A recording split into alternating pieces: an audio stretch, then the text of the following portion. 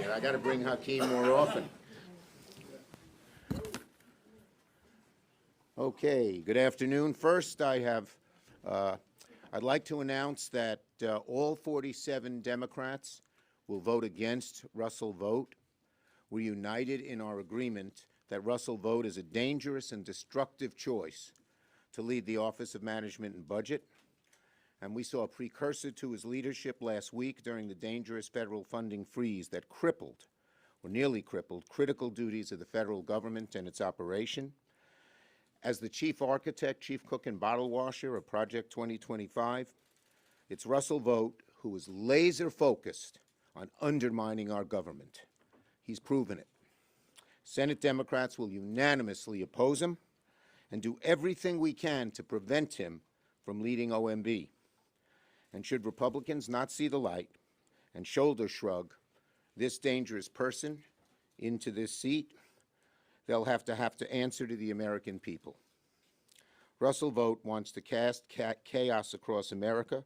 He's depending solely on Republicans to do it. And as I said, he's a danger to the budget. He's a danger to what people in America need. Now, on the reason we are here.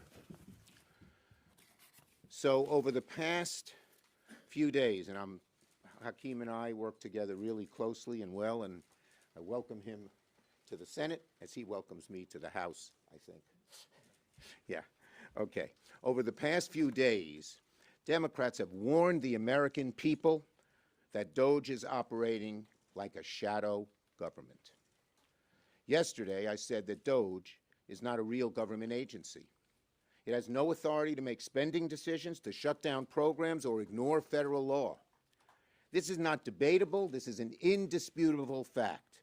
No authority for spending decisions, to shut down programs, or ignore federal law. Yet Elon Musk took issue with that warning.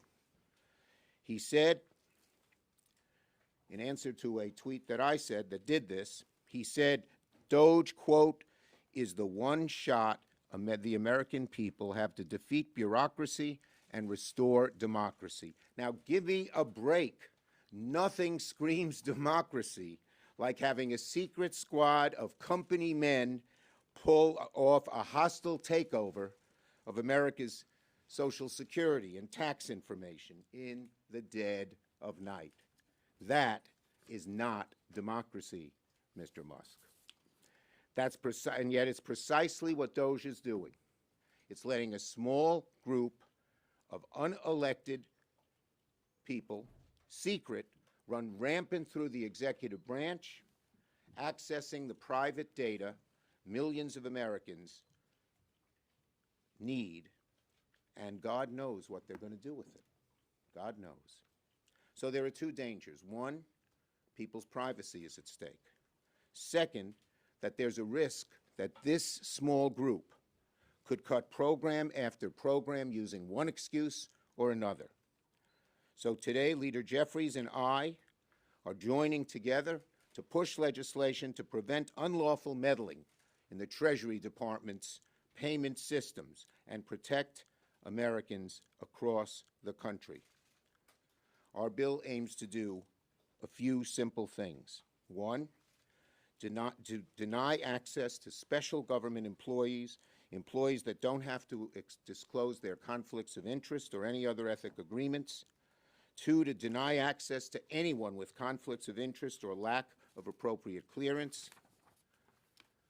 And three, include personal tax information into existing privacy protections. We call our legislation Stop the Steal. Whatever DOGE is doing, it's not democracy. We know what democracy's like. It's out in the open. It's not secret. You do two sides debate, and then the elected officials make decisions. Democracy doesn't work in the shadows. Democracy doesn't skirt the rule of law.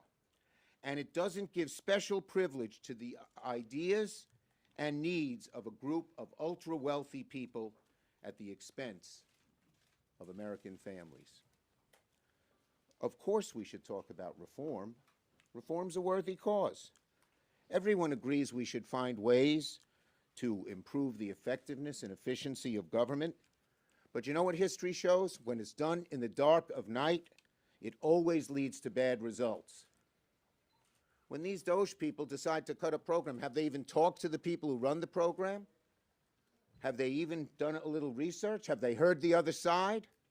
Or are they just in such rush to cut anything they can so that they can keep tax breaks and give deeper tax breaks to the wealthiest of Americans?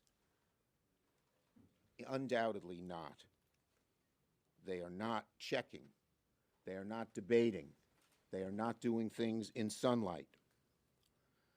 So, we want reform. We'd like to cut waste, but do it in front of the American people. Hear the arguments. Have the back and forth that has been the hallmark of this republic for over 200 years. You don't have a small group of select people who have little experience across the breadth of government have access to these records and an ability to cut funding. The American people have a right to be part of the debate as to what programs should be cut. And just because a small group of people think they know better than the American people doesn't make it true.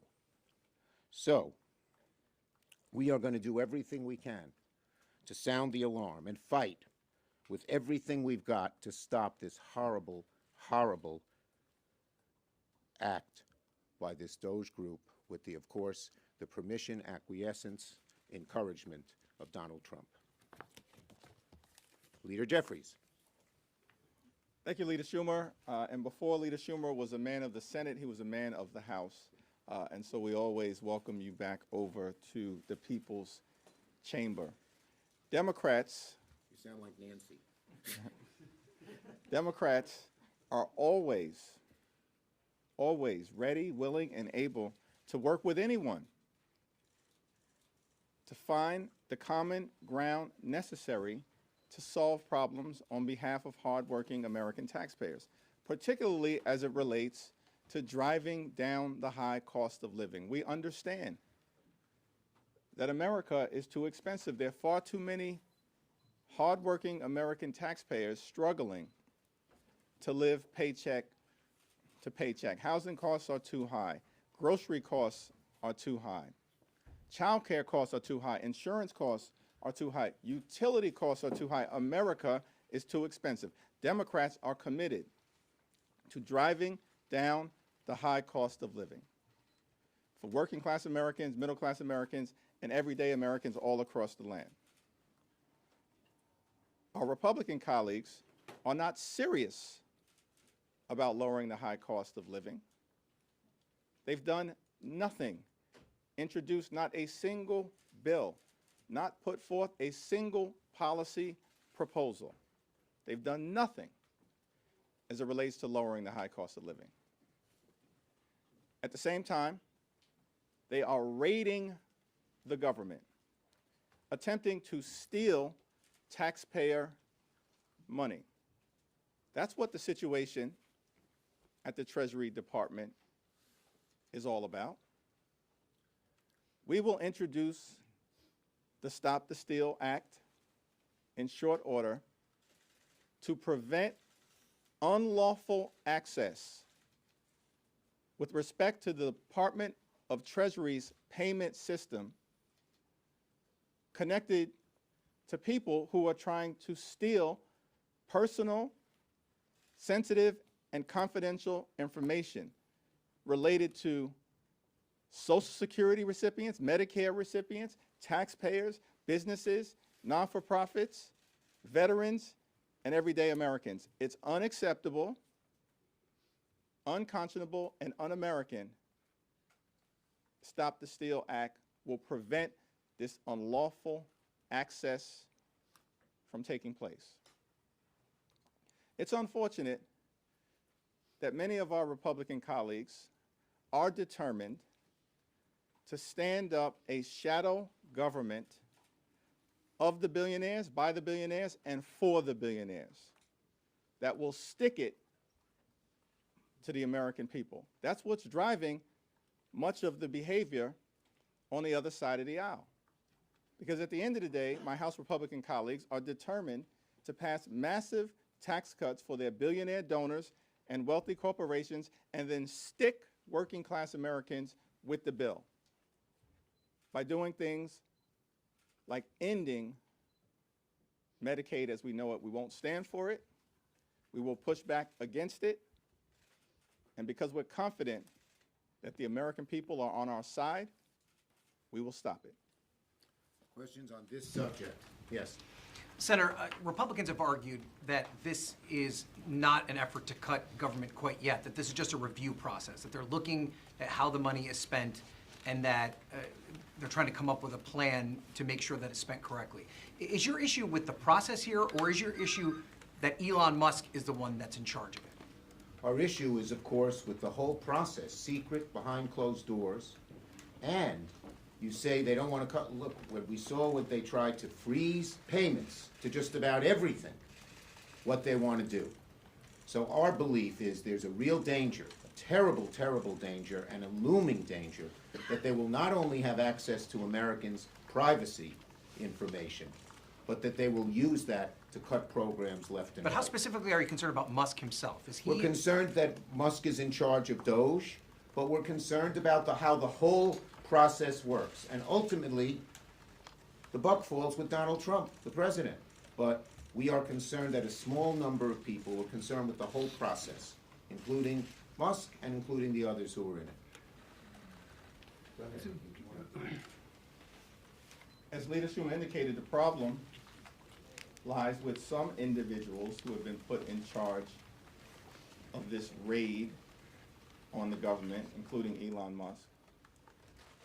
But it also relates to the so-called special government employees who aren't required to adhere to the ethical laws and the disclosure requirements that were put in place by Congress in a bipartisan way for a reason, to make sure that people have the best interests of the American people at heart. And that clearly is not the case as it relates to this unlawful access to the Treasury payment system. When it's something so important as to who the government helps, it should be done in a way that adheres to our democratic principles: openness, debate, discussion, and reflecting a broad group of people who have inputs into it, not just a very limited few meeting in secret. Yes? What other recourse do Democrats have? Obviously, you guys are in the minority on both sides of the Capitol. What can you guys be doing when this is money that you have appropriated to be spent, both in the federal freeze and in the international freeze? We have 4 different ways of recourse. The first is just bringing this to light, making sure that the American people know what it is. We've had some success there already. When we brought the freeze of funds to the public, there was an outcry, and Trump had to back off. When we brought up the tariffs to the American people, there was an outcry, and Trump had to back off. I believe there'll be even a greater outcry, or as much an outcry as this. The second thing we have is litigation. There are various groups that are already going to court to sue because they believe that this is against the law. And we are working with them in terms of giving them information, telling them what we know, helping make their court case as strong as possible. The third is oversight. In the Senate, we're going to have some shadow hearings which discuss what this is, and we're asking whistleblowers across Treasury and other places, we're talking to some of them already, to come forward. And the final is legislation. On the appointments, they don't need Democrats. But on legislation, particularly the funding resolution, they do need us. And we will insist that there be certain changes that undo these bad things. Go ahead, you take the next one. What they're targeting now is things that conservatives and Republicans have long targeted, I guess with the exception of the FBI in a sense. Do you think Republicans will ever bring a line in the sand? And if so, what might it be? That's an open question. And in the House, where the Republicans have the smallest majority of any party since the Great Depression, when they're at full strength, at this moment, they're not at full strength and will shortly be 217 Republicans to 215 Democrats. That'll be the smallest majority since the 1800s. But even when they're at full strength, all we need is three. Three principled Republicans in the House, and a lot of the madness and extremism that has been unleashed on the American people can be halted, particularly as it relates to the upcoming spending agreement that we need to resolve in a bipartisan way on March 14th. All we need is three Republicans willing to draw a line in the sand. Now, the extreme MAGA Republicans have made clear they want to end Social Security as we know it, end Medicare as we know it, and end Medicaid as we know it. Last week, with the unlawful Office of Management and Budget order, they made their first move on Medicaid. The public rose up in response, and they backed down in less than 40 hours. But we will never back down in pointing out the types of things that the MAGA extremists and the far right are trying to do to hurt everyday Americans, the people that they claimed they were working hard to help. They've laid out a plan, $2.5 trillion in cuts. This is something that was in Project 2025, where Russell Vought was one of the chief architects. It's something that DOGE had talked about. And the cuts will be deep. They can't do $2.5 trillion without cutting so many of the things the vast majority of Americans, Democrat and Republican, really care about. Is that Yes. something you think that they might? Thank you, Senator Schumer. Have you reached out, or do you plan to reach out directly to the White House to request a meeting with the president and try to talk to him about your concerns about Elon Musk bypassing the Congress directly, and what your message to the president would be? Well, in our that message to the situation? president is it's exactly the opposite of what he's campaigned on. It's going to hurt voters across the board, people who voted for him, people who voted against him, people who didn't vote. And look, whenever he's ready to talk to us, we're ready to talk to him. When it comes to procedurally all of this, one, I wonder, I mean, the speed with which Elon Musk seems to be moving through the bureaucratic infrastructure, introducing a bill, the various other avenues you're pursuing, are they fast enough to keep up with what he's seemingly trying to do? And when it comes to this language that you're introducing, is this going to be part of the negotiations when it comes to avoiding a government shutdown, that you're going to try to force Republicans to include this, or what's the avenue there? Congress has the power of the purse, and when Congress allocates funding in the best interest of the American people, the Constitution requires that that funding be spent by the president and the administration. The Constitution requires the president has a responsibility to take care that the laws are faithfully executed. Spending agreements passed through the appropriations process are law. And when those laws are violated, the Constitution is being violated, which is why there has been a flurry of righteous litigation that has been unleashed, and that will continue. It's an all-hands-on-deck effort. Leader Schumer made that clear. All-hands-on-deck effort. This is so, I'm sorry. There's a legislative component to it. We saw that in the House in late December, when the incoming president demanded that we hand his administration a $4 or $5 trillion blank check by suspending the debt ceiling for 4 years. Really? That was rejected legislatively out of hand. The next day, the bill was defeated. There's a legislative component to it. There is a court component to it. The administration, through the president, issues an executive order to try to wipe out the citizenship clause of the 14th Amendment. A few days later, in response to litigation that was immediately brought, a federal district court judge appointed by Ronald Reagan declared it unconstitutional. There's a judicial component to it. And there's also a component to it that relates to bringing along the public as it relates to pushing back. And we saw that last week with respect to the illegal funding freeze that was reversed in less than 40 hours. And we saw it as it relates to the wide-ranging, out-of-control tariff scheme applied to our North American allies that would have driven up costs for everyday Americans. And so we are working on this and pushing back on all fronts. And just finally, the roots of democracy are still deep.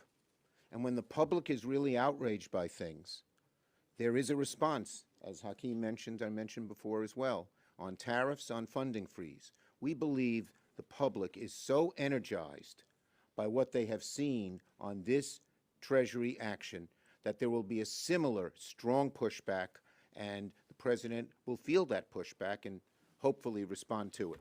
Thank you, everybody. Thank you, everyone.